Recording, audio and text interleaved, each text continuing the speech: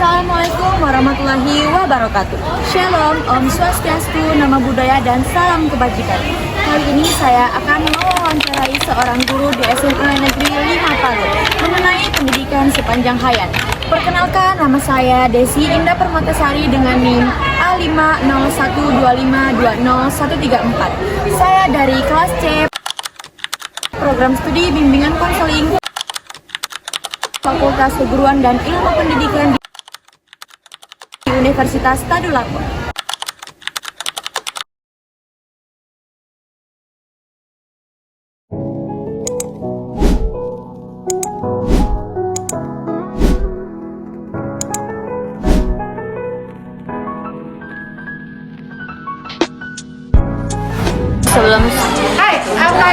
Sebelum saya memulai wawancara pendidikan sepanjang hayat ini, bolehkah Ibu memperkenalkan diri, nama, usia, pekerjaan, latar belakang, dan pendidikan?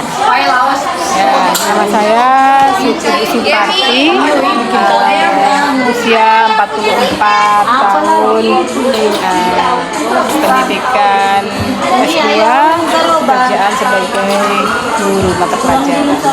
Oke, baik. Terima kasih Ibu. Langsung aja ke pertanyaan wawancara saya. Yang pertama, menurut Ibu, mengapa pendidikan sepanjang hayat penting bagi individu maupun masyarakat? Karena kita sebagai warga atau masyarakat atau individu berhak berkembang atau mengikuti perkembangan zaman, harus mengikuti perkembangan zaman. Karena dari masa ke masa itu kan ada perubahan ya, seperti contohnya di bidang teknologi. Yang kedua, apakah Ibu pernah mengikuti kegiatan belajar di luar jalur formal, kursus, pelatihan, seminar, dan lain-lain, dan apa motivasi Ibu? Seminar biasanya menambah wawasan atau mencari informasi ya, dapat. Motivasinya Ibu? Motivasinya itu untuk mendapatkan pengetahuan yang baru, pengalaman yang baru. Bagaimana pendidikan non formal atau informal memberi manfaat dalam kehidupan Ibu? Cepat sudah, kita mau bawa pulang Untuk pendidikan formal tentu ya, untuk kalau pendidikan formal untuk meningkatkan pengetahuan ya seperti itu ya.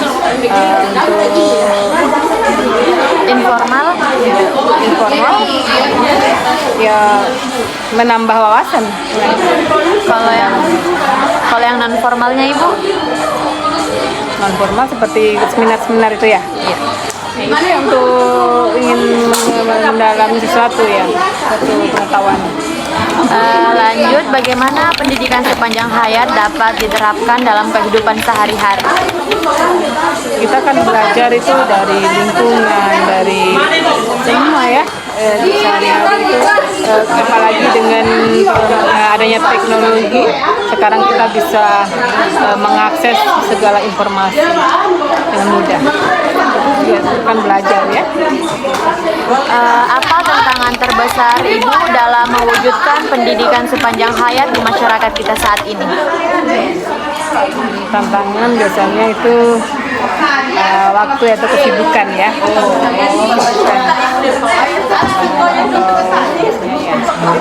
Karena kesibukan.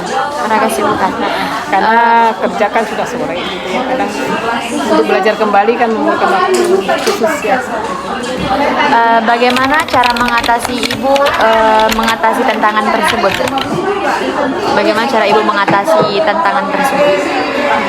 Untuk mengatasinya karena kesibukan ya biasanya ya memang memberikan waktu yang khusus gitu ya. Kita meluangkan waktu yang khusus. Apa harapan Ibu terkait perkembangan pendidikan sepanjang hayat di Indonesia? Bagaimana harapannya? Iya. Ya, dengan pendidikan sepanjang hayat maka kita menjadi pribadi yang selalu ingin berkembang dan bertumbuh dan mengikuti segala perkembangan zaman gitu ya, supaya kita ini kan dari generasi ke generasi ya, kita mungkin kita bagaimana kita membimbing generasi sebelumnya juga saya seperti itu. Yang terakhir, apa pesan Ibu bagi saya sebagai mahasiswa agar saya semangat dalam menjalankan pendidikan sepanjang hayat? Pokoknya semangat lah ya, belajar itu memang tidak ada batasnya. Nah, itu terutama sekarang kan semua gampang diakses ya dengan perkembangan teknologi Perkembangan teknologi. apalagi AI itu begitu pesat perkembangan ya. Iya. Sekarang apa informasi ya Bang? Kayaknya dunia bisa ada di genggaman sekarang kan seperti itu. Dengan memang banyak ya, memang kalau dengan perkembangan teknologi itu seperti kayak yang apa itu kan kita terima kasih. Pokoknya terus belajar ya, jangan jemu-jemu kita apa hal yang kita pelajari, karena orang yang membaca itu yang paling bagus, karena dari membaca itu semua kita ketahui ya, gemar membaca, karena itu yang gemar membaca itu yang agak kurang ya, karena budaya membaca itu untuk negara kita ini Sangat kurang. masih kurang ya, dibandingkan negara-negara yang maju yang lainnya ya, seperti itu ya. Oke, baik. Terima kasih Ibu atas pesan dan kesannya kepada saya. Terima kasih juga atas waktu dan kesempatan Ibu kepada saya. Saya minta maaf apabila ada kesalahan. Saya pamit undur diri dari wawancara ini. Sekian dari saya. Wabillahi taufiq wal hidayah. Wassalamualaikum warahmatullahi wabarakatuh. Terima kasih Ibu. Baik, kesimpulan yang saya dapat dari wawancara mengenai pendidikan sepanjang hayat itu, yaitu kita berhak mengikuti perkembangan zaman, karena dari masa ke masa pasti ada perubahan seperti di bidang teknologi ini yang semakin canggih, serta membantu individu terus berkembang, beradaptasi dengan perubahan dan meningkatkan kualitas hidup. Dengan kita mengikuti kegiatan non formal, contohnya di kegiatan minat bakat, kita jadi bisa mendapatkan pengetahuan dan menambah wawasan yang baru serta pengalaman yang baru. Ada juga pendidikan informal itu yang membantu membentuk kepribadian baru dan dapat menambah wawasan, pemahaman nilai moral dan etika serta pembentukan kepribadian dan karakter. Ada juga non-formal untuk mendalami suatu pengetahuan, meningkatkan kemampuan literasi dan numerasi. Dan dengan adanya teknologi sekarang ini, kita bisa mengakses segala informasi dengan mudah. Kita juga mengikuti segala perkembangan zaman agar dari generasi ke generasi dapat membimbing generasi yang sebelumnya. Sekian wawancara dari saya minta maaf yang sebesar-besarnya apabila ada kesalahan yang saya tidak sengaja serta kegaduhan dalam video tersebut dan keributan juga yang terdapat dalam video tersebut. Saya minta maaf yang sebesar-besarnya. Saya pamit undur diri dari wawancara ini. Sekian dari saya. Wabillahi taufiq wal hidayah. Wassalamualaikum warahmatullahi wabarakatuh.